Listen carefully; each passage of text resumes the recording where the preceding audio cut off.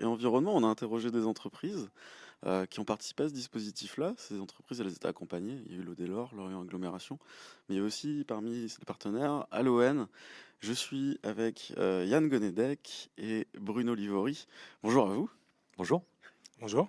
Alors, Yann Gonedec, vous êtes chargé de mission énergie. Est-ce qu'on peut expliquer rapidement, donc pour Aloen, est-ce que vous expliquez rapidement qu'est-ce qu'Aloen et qu'est-ce qu'est d'être chargé de mission énergie? Alors Aloen, déjà, c'est une association, loi 1901, donc à but non lucratif. Et notre mission, d'accompagner, en tout cas sur le pôle entreprise, les maîtres d'ouvrage privés dans leurs projets de réduction de leur consommation, mais également développer les énergies renouvelables thermiques sur le territoire. Donc là, par exemple, sur ce dispositif-là, des entreprises se sont impliquées, ont essayé de répondre à leurs problématiques environnementales ou de réduction des déchets. De quelle façon vous intervenez avec eux? On Comment ça se commence, passe concrètement? on commence toujours par une prise de contact simple, une visite si nécessaire, et donc on essaye d'identifier au mieux les besoins, les attentes et le contexte aussi dans lequel se trouve l'entreprise, afin de l'orienter vers les bons outils, les outils adaptés à leurs attentes justement. Un exemple d'une grande réussite. Une grande réussite, il y en a tellement que, non, c'est difficile aujourd'hui, il faut Quelque se chose qui l'avouer, vous a marqué. de mobiliser les entreprises. Heu, le levier le plus important pour diminuer sa facture et donc son empreinte environnementale, c'est diminuer ses consommations.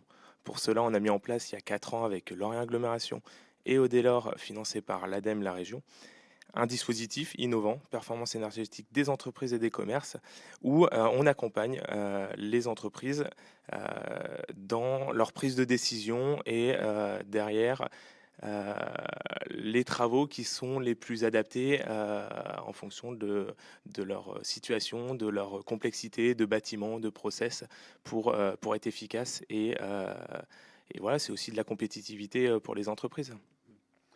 Bruno Livori, vous êtes sur l'aspect calorifique, puisqu'on parle du fonds chaleur, toujours dans cet accompagnement en fait des entreprises. Comment ça, comment ça se passe en fait? C'est quoi le fonds chaleur?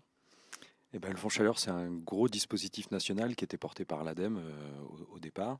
Et depuis 1 an et demi sur le territoire, l'ADEME a proposé au territoire comme Lorient Agglomération de contractualiser, c'est-à-dire il délègue la gestion de cet outil-là, aussi bien pour l'animation et la gestion des études techniques.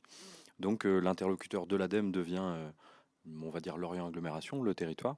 Et nous, à l'ON, on travaille avec Lorient Agglomération, on travaille vraiment main dans la main, l'idée étant d'atteindre des objectifs, comme il y a dans tout contrat. Et ces objectifs sont chiffrés, on va dire en quantité d'énergie. Et l'objectif pour Aloen, c'est d'aller chercher sur le terrain les entreprises, de les informer déjà. Et puis, donc on commence, comme l'a dit Yann, par cette partie économie d'énergie qui est nécessaire avant de passer aux énergies renouvelables, on l'oublie souvent. Et puis cette partie fonds chaleur, c'est les accompagner concrètement. On leur propose d'étudier leurs factures, déterminer leurs besoins en énergie, voir ce qui est substituable par des énergies renouvelables. Donc on l'a vu tout à l'heure, bois énergie, solaire thermique. Ça peut aussi être tout ce qui est récupération de chaleur sur des process.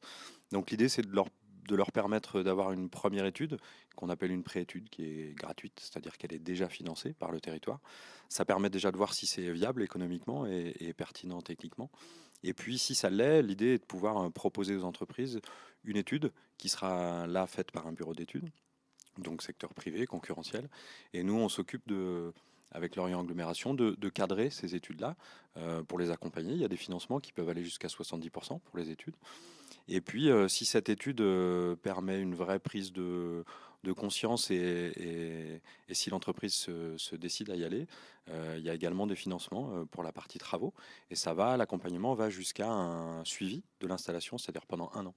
L'idée étant de vérifier à la fois que techniquement l'installation fonctionne, correspond bien à ce qui avait été prévu au départ, que ça correspond bien aux besoins de l'entreprise, et puis vérifier également que ça fonctionne tout bêtement et que l'argent public qui a pu être mis dans cette réalisation a été bien utilisé.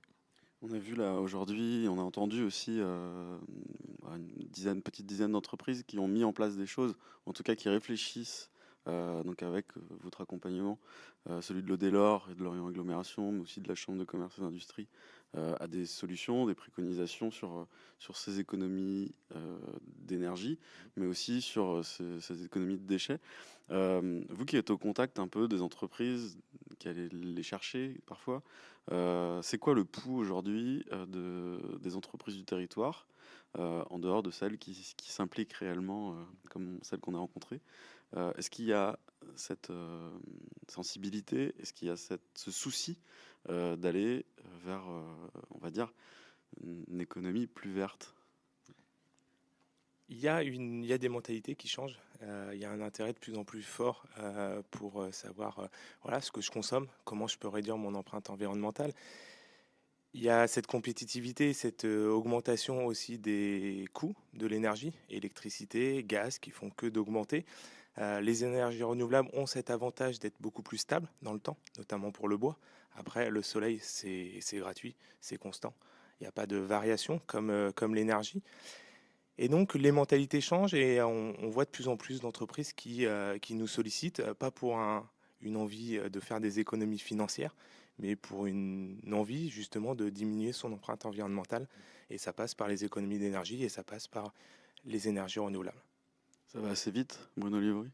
Ça va jamais assez vite.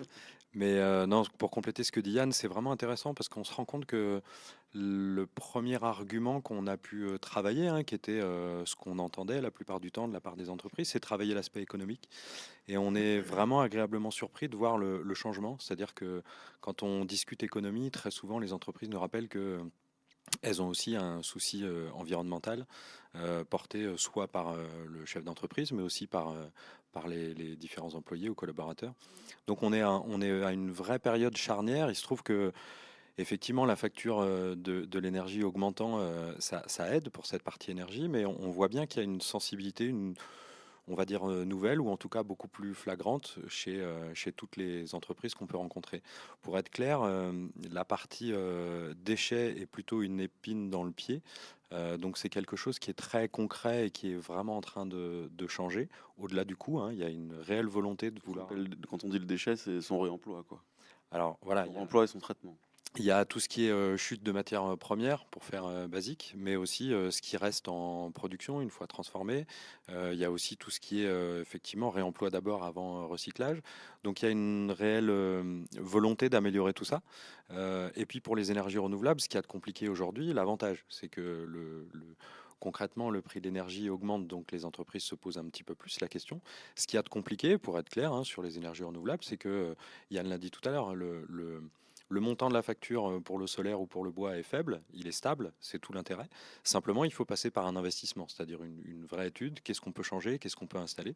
Donc il y a ce cap de l'investissement qui est encore un petit peu compliqué à passer pour certaines, d'où l'intérêt d'utiliser ces aides financières qui existent aujourd'hui et qui diminueront au fur et à mesure avec l'augmentation du coût de l'énergie qui rendra de fait ces installations pertinentes et rentables pour tous.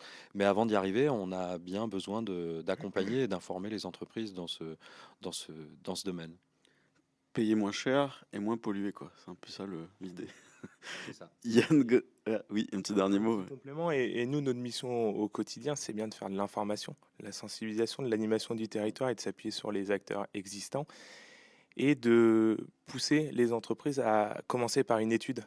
Un bureau d'études qui réalise un audit énergétique, une étude de faisabilité, ça permet d'avoir un état des lieux et de savoir s'il y a un intérêt derrière d'aller plus loin et de chiffrer précisément quelles sont les retombées environnementales, économiques et le retour sur investissement qui reste important aussi pour une entreprise.